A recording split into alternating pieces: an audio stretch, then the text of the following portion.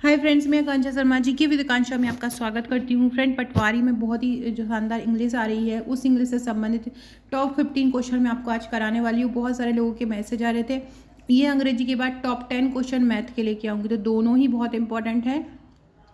पहले ये देख लीजिए, फिर वो जी बहुत जल्दी जल्दी वीडियो बताऊँगी ताकि आप लोग का भी समय ना जाए, आपका क्वेश्चन तैयार हो जाए।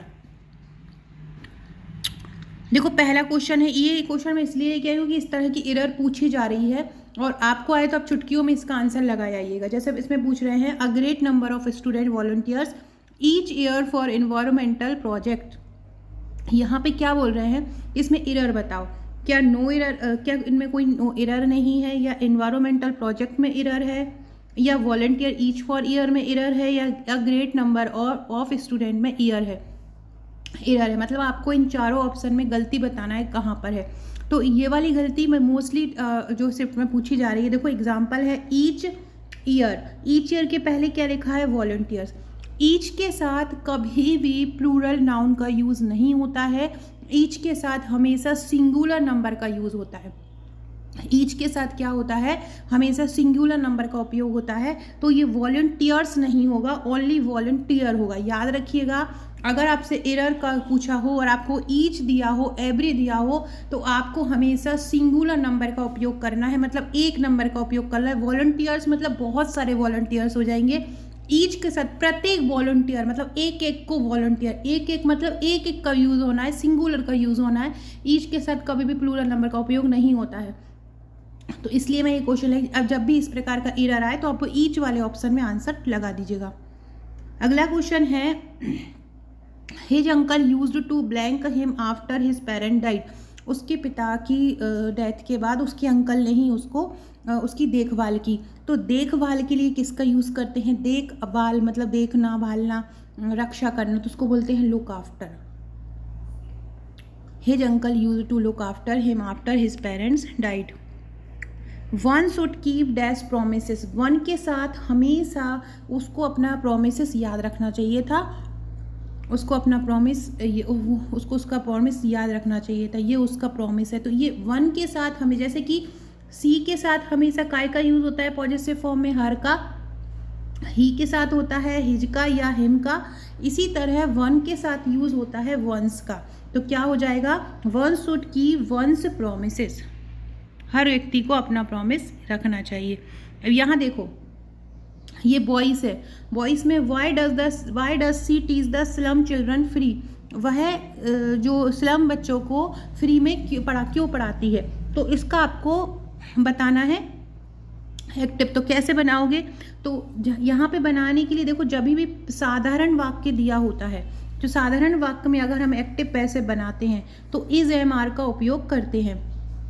अब यहाँ पे क्या करेंगे, चिल्ड्रन जो है ऑब्जेक्ट है और सी क्या है, सब्जेक्ट है। तो ये चिल्ड्रन की जो फी होगी ना, मतलब फ्री होगा ना, जो चिल्ड्रन होगा वो चिल्ड्रन ऑब्जेक्ट हो जाएगा, तो वो सब्जेक्ट में आ जाएगा। तो क्या जब चिल्ड्रन प्लूरल नंबर है तो इसके साथ काय का यूज़ होगा, आर का यूज़ होगा। तो क्या बोलेंगे हम, बाय आर बोलेंगे। यहाँ पे डज लिखा है क्योंकि ये सी के लिए बोल रहे हैं, यहाँ पे सी सब्जेक्ट है। लेकिन जब हम ऑब्जेक्ट के लिए बताते हैं तो ऑब्जेक्ट को हम, बॉयज़ का नियम होता है सब्जेक्ट ऑब्जेक्ट में चला जाता है, ऑब्जेक्ट सब्जेक्ट में चला जाता है।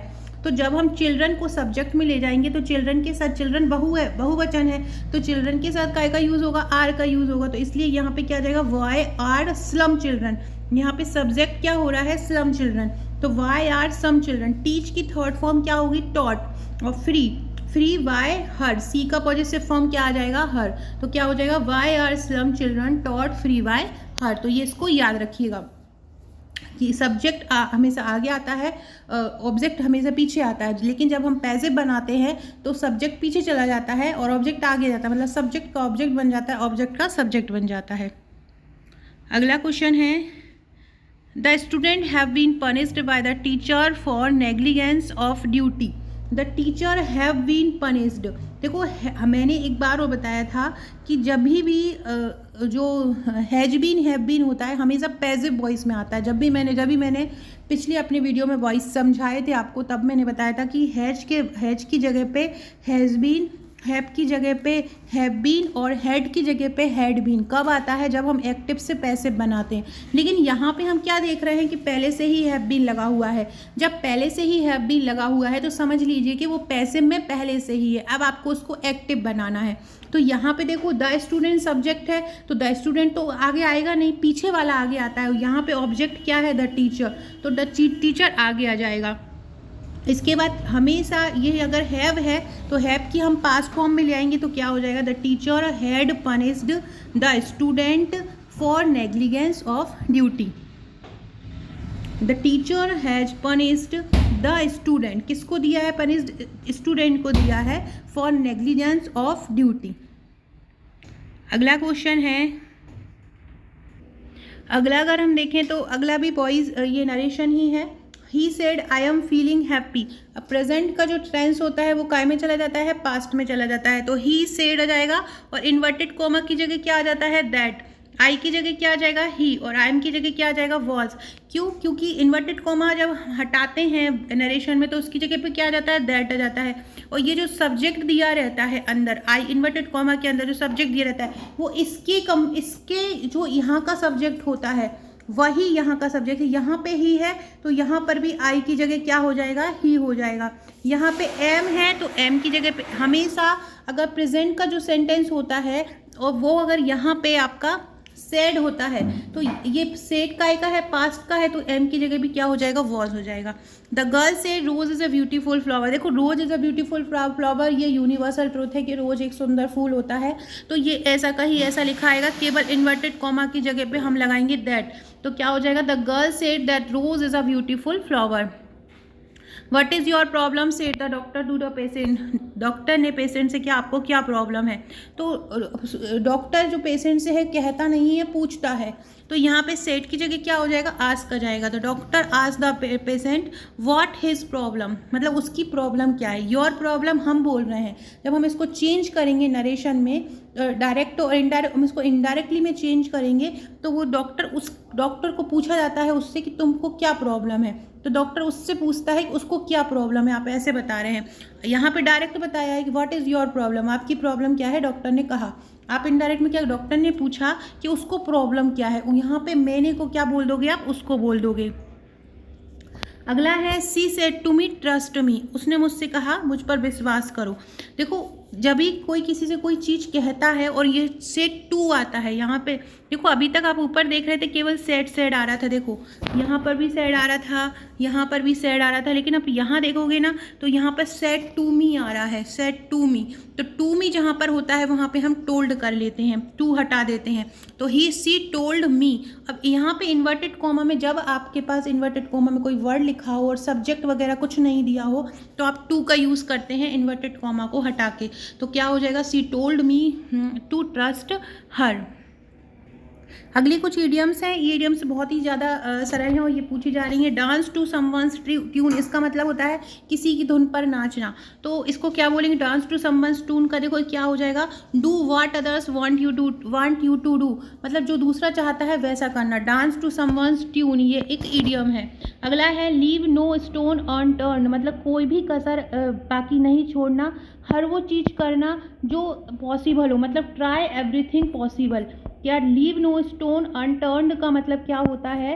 कोई भी पत्थर मतलब घिसा हुआ नहीं छोड़ना, मतलब कोई भी हर संभव प्रयास करना, try everything possible. Throw in the towel, throw in the towel का मतलब क्या होता है कि हार को मान लेना। थ्रो इन द टॉवल का मतलब क्या होता है? हार को मान लेना, मतलब एडमिट डिफीट। एडमिट डिफीट का मतलब क्या होता है? हार को स्वीकार कर लेना। तो थ्रो इन द टॉवल मतलब एडमिट डिफीट हो जाएगा। अगला क्या है? To air dirty linen in public, इसका मतलब क्या होता है? To air dirty linen in public का मतलब होता है to discuss private affair in public, मतलब अपने प्राइवेट जो डिस्कशन है उसको पब्लिक में बोलना। To air dirty linen in public का मतलब क्या होता है? अपनी प्राइवेट जो अफेयर्स हैं, अपने जो प्राइवेट अफेयर्स हैं उनके बारे में पब्लिक में आना। टिट फॉर टैट का मतलब होता है जैसा करोगे वैसा ही भरोगे। तो to do harm as done to you, जैसा अगर आप दूसरे को हानि पहुंचाओगे तो आप पर भी हानि, आपको भी हानि मिलेगी। Bit your tongue, bit your tongue का मतलब क्या होता है? मतलब stop your self from saying something, वो चीज़ बंद करो जो आप कह रहे हो। एज क्लियर एज मड, मतलब एज क्लियर एज मड मतलब बिल्कुल भी स्पष्ट नहीं, अस्पष्ट मतलब मड जैसा क्लियर, मतलब इम्पॉसिबल टू अंडरस्टैंड, बिल्कुल भी समझ में नहीं आ रहा है। स्पिल द बीन्स का मतलब होता है सीक्रेट को बता देना, स्पिल द बीन मतलब क्या होता है, सीक्रेट बता दे।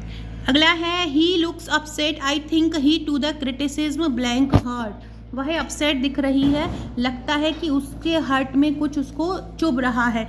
टू हार्ट, किस में, हार्ट में, टू हार्ट हो जाएगा। आई एम वरीड, मैं एग्ज़ाम को लेकर वरीड हूँ, एग्ज़ाम को लेकर मतलब एग्ज़ाम के बारे में, तो I am worried about the exam हो जाएगा, क्या होगा, I am worried about the exam. Nafisa is afraid, afraid के साथ हमेशा किसका यूज़ होता है, ऑफ का यूज़ होता है। सो फ्रेंड्स, ये था हमारा आज का वीडियो। आपको एक ऐसे ही मैथ्स के क्वेश्चन भी लेके आऊँगी मैं, इंपॉर्टेंट 10 क्वेश्चन, शाम तक वो वीडियो आपका अपलोड हो जाएगा, इन क्वेश्चन को भी अच्छे से कर लीजिएगा। Okay friends, thank you.